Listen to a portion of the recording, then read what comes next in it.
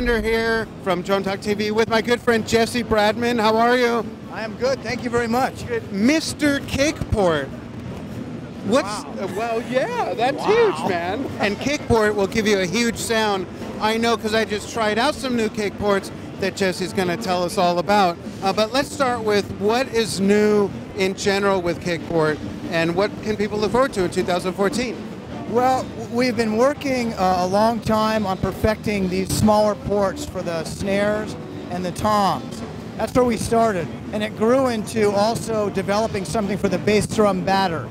So we have a 1-inch and we have a 2-inch port that basically there are 4 products, one for the rack tom, one for the floor tom, one for the bass drum, and one for the snare.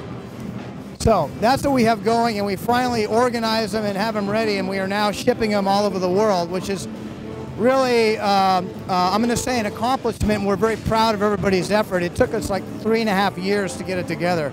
Wow. It's just so hard with the, you know, smaller ports and the heads and everything and all that. Well, with the smaller ports for the snares and like the floor toms on this on the kit, and we'll cut in some images. Does someone, and this may sound like a silly question, but I don't know yet, is it a do-it-yourself sort of thing where there's instructions on how to install it, or does the head come? Is it a turnkey thing? You get it, put it on your drum. Like, what's the deal? That is an excellent question, and I probably should go get something and show you what I did. Yeah, absolutely. So he's going to go into the laboratory real quick and show us exactly how this works. Because when I sat down at this kit and played it, the first thing I thought of was, wow, how can I get one? And what happens when I get one? Do I just put it on the shell and screw my hoop in and tune it? Or do I cut the hole in the head myself? And, well, here he is to talk about it. So this is actually the bass drum port. This is set up for the bass drum batter. And it comes essentially, these are the different parts. So just like the kick port, you put this on the head, there's a little, you take off the adhesive, you put it on the head, you take your knife, you cut it out. Now, you have to have your drum head off the drum. Sorry about that. So, it's one of those deals. Hey, tell them why. Well, it's a small hole, okay? And there's just not enough room. You can't put your hands in and flip back the rubber collar. To be able to reach back, right? So we first experimented at making them a larger hole, making the port a little bit larger, but it has to be size specific to the drum, and you had to have a 1-inch port for the snare. Right. Right, you know what I mean? Yeah. So, and we couldn't make it shorter. We tried making them shorter and longer, well actually shorter, so you could put your finger through and flip them back, right. And it just didn't work. Because we just tried all these different things. Well, what I like is that you did what worked for what you really wanted to achieve and not the convenience factor, which is huge. Well, we needed to do it. I mean, again, to make a snare drum sound great and not compromise the integrity of the head and so that the response is right, plus have it be strong enough so you're not going to break their head, because, of course, the snare drum is the most hit drum in the kit and the hardest hit, right? So we had a lot of experimenting to do with what kind of rings, what material, what adhesive, and basically we have the rings are on both sides of the head for all of these. So you have the drum head, you stick this on, you cut your hole and then you stick this on, and then you're ready to go. You put it through there, and since this is the bass drum batter, so the foam is on the bottom. Right. To mitigate any vibrations, unwanted noise. Yeah. And then you stick this on, and you put it past the ridge. Around so they can see what that looks like. Okay. So we'll pretend we're going to pretend that these rings are already on the drum head, and then we put it through the drum head, and we're putting it on like this. Slipping it past the middle ridge, which holds the rubber collar up in place. It's actually not rubber, it's a thermoplastic urethane, and then you go. That's cool. That is cool. So just to be clear, so everybody knows, it works with any head, right? It'll work with any head, yeah, any type of head, yeah. Cool. Let's move next door here and show them what this is all about. Okay, follow me on Johnny. So this is brand new and it's in development. But you'll notice this picture here Glenn Buchner, director of marching at University of Oklahoma, used this in the Sugar Bowl. Big 80,000 people sold out January 7th, about 3 weeks ago. And we sent these down to him. We modified these slightly for the marching drum. And he got them, he had them for 5 days and said, I'm putting them, I want them on all my drums. Wow, really? So instant gratification. Yeah. And he, I guess, actually, it was like 2 weeks. And then he called me and said, I love these, send more. And he got them about 5 days before this game and put them on. 7 different drums. And he said it was awesome. So what do? They increase the volume and they increase the articulation. And that is really important because it's outdoors and it's 100 or 200 feet away. And what they're trying to do is show off their prowess. You know, how good are they with the articulation, with the playing. And they have to project. Yeah, and judges listen to it. Right. So it's very competitive. So when they get more volume and better articulation, it is a huge thing. And he is just absolutely loving it.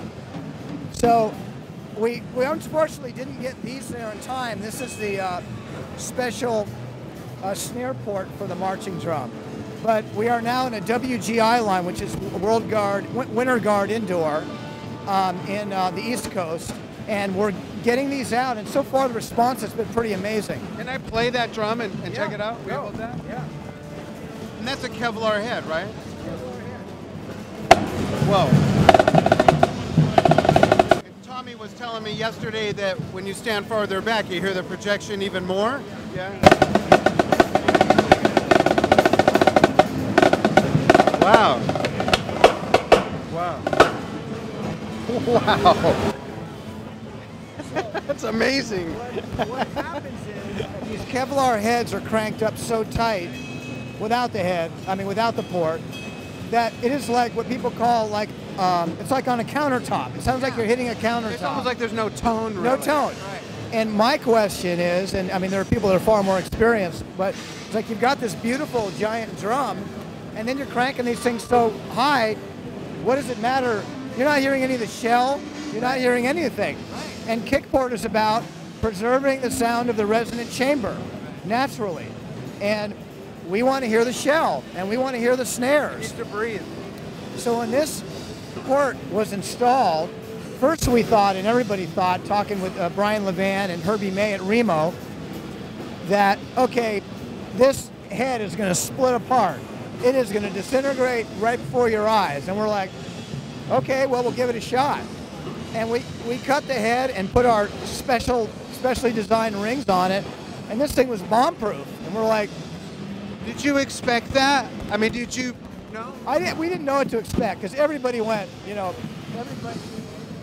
So you had the concept in mind, but you weren't sure if their integrity was going to hold? No, we had just tried it on Mylar. So we didn't know it was going to be on Kevlar. Right. And they, first it was like, well, you can't cut Kevlar. And then if you cut Kevlar, it's going to pull apart and it's not going to work. And we did it. And this did it blow their minds, all the lab coats? Oh, it did. No, they were like, oh my God, really? And the first thing, we had a guy that we work with, a consultant who was with Vanguards and Blue Devils. He played this thing and he's like, oh my God, it's more like a pistol shot. I'm hearing the sound of the drum and it's louder and it goes, and the articulation is better. There's something here. Yeah. So that's my big story. Probably told it was too long, but no. On the bass drums, Jesse, does the port go on both sides? Yeah. It goes on both sides. Yeah. What I'd like to do is let's move over to the Cajons, and after we talk about the Cajons, I'd like to sit at the kit and play this drum kit for you that has these ports in the floor toms and the snare and the bass drum, and then I'll give you my educated opinion. Okay. Let's check it out. Over here we have an LP. And by the way, this is a phenomenal idea. Seriously. Well, thank you. This is like, duh. Really, I have 2 timpani drums. I'm thinking, I told someone I'm thinking of porting my 2 timpani drums. Brian DiMaggio, who's a KickPort artist, and is he on the Tonight Show now? Yeah. Tonight Show. Yeah. but he ported his timpanis. Really? Yeah. I might have to talk to you about that. Yeah. They're fiberglass bowls, so it'd be easy to do. Yeah. Yeah. So anyway, we're going to take this out. This is This is a little beat up because it's been at the show. Actually, we've been taking this in and out of Cajons for a year now, so pardon the condition, but actually in great shape. But it works perfectly, so it's all good. So this is an LP Mario Cortez Cajon. Really, really nice instrument. Sounds good.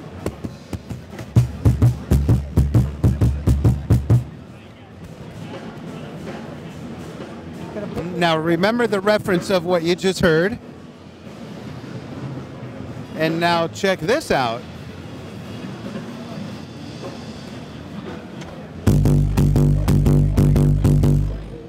Whoa! Do that again, do that again. The low end properties that just gave it are unbelievable. And now do it without it again. Adds a whole other layers of sound that's amazing. Now I'm really thinking about what the timpanis would sound like.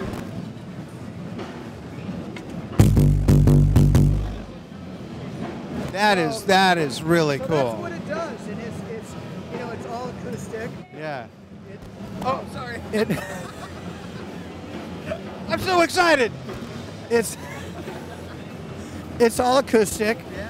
It's kind of like low tech, if you will. I mean, it's absolutely low-tech, right. I mean, there's no wires. There's nothing there. It's not triggering anything.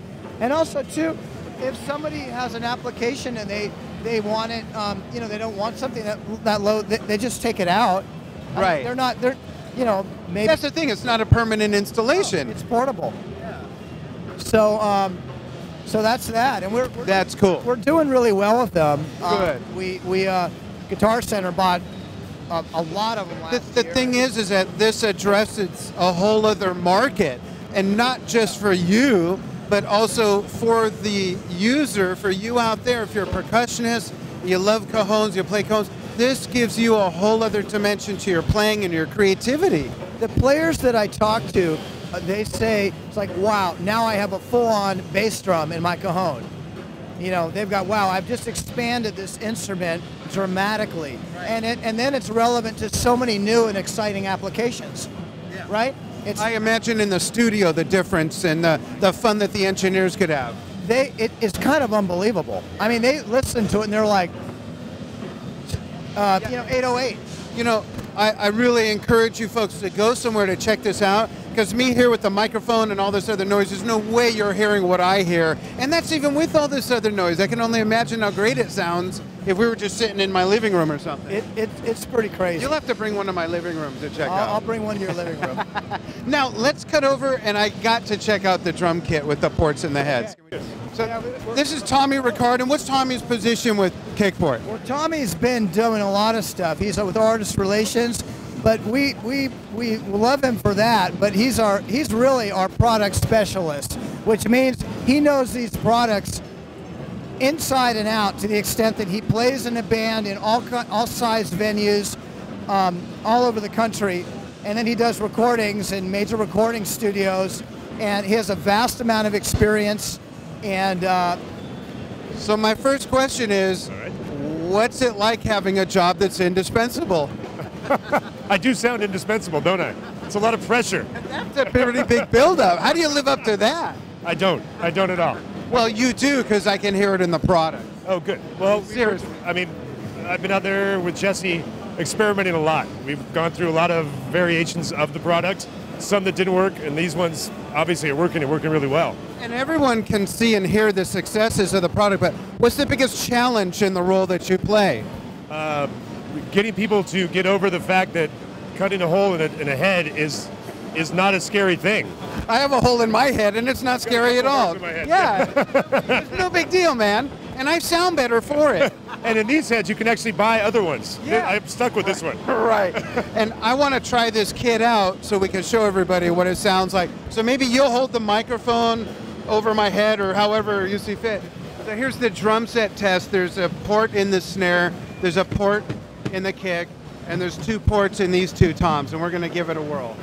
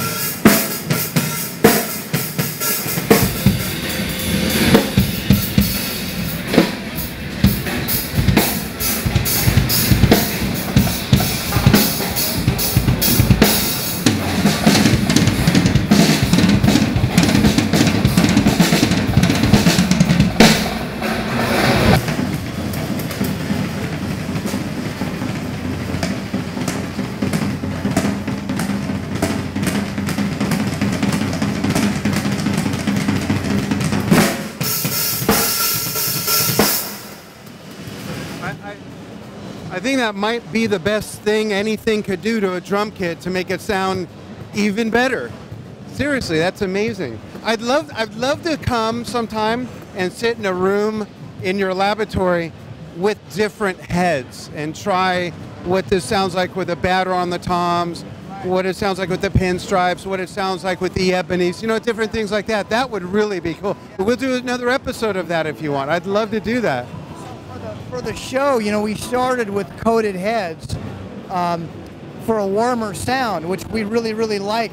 But the show, the threshold of sound here is so high, we went, well, we're going to go clear because there's a bit more attack to it.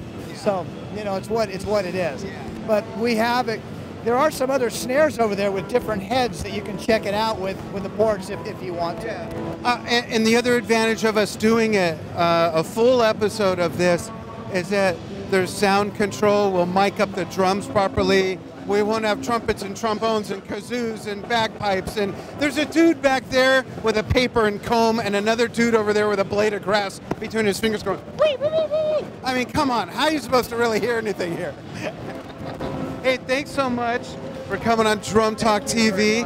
And just one last thing. Tell everybody about all the new finishes. Oh, for the KickPorts? Yeah. And we'll show them while you're talking about them. Okay, well, do you want to walk over there? Yeah, you want to do that? We'll walk over there real quick. So you explain and I'll just be the mic guy. Okay. Well, yeah, we've introduced a lot of new finishes. As you remember, we just started with the black in 2009. Right. And I guess in order, we then introduced the white one, which you see. In fact, that one's got Ray Lucier's signature on it from Korn. And then we've got the chrome. We've got the gold. We'll wrap around so she can get the chrome. Check out the chrome on Johnny. That is cool. And then we've got we came out with the blue and the red. Okay. And I like these. The glitter. We're calling these the Element series up here. And check these out on Johnny. And we call it, this is the granite. That's the candy. And that's the silver sand. That is beautiful. You know, people have been asking me when I said we're going to be at KickPort and doing the interview, ask them about chrome, ask them about this, when are they going to come out with the chrome? Well, it's right there. There it is. And we expanded the Cajon port line to include all those different colors as well.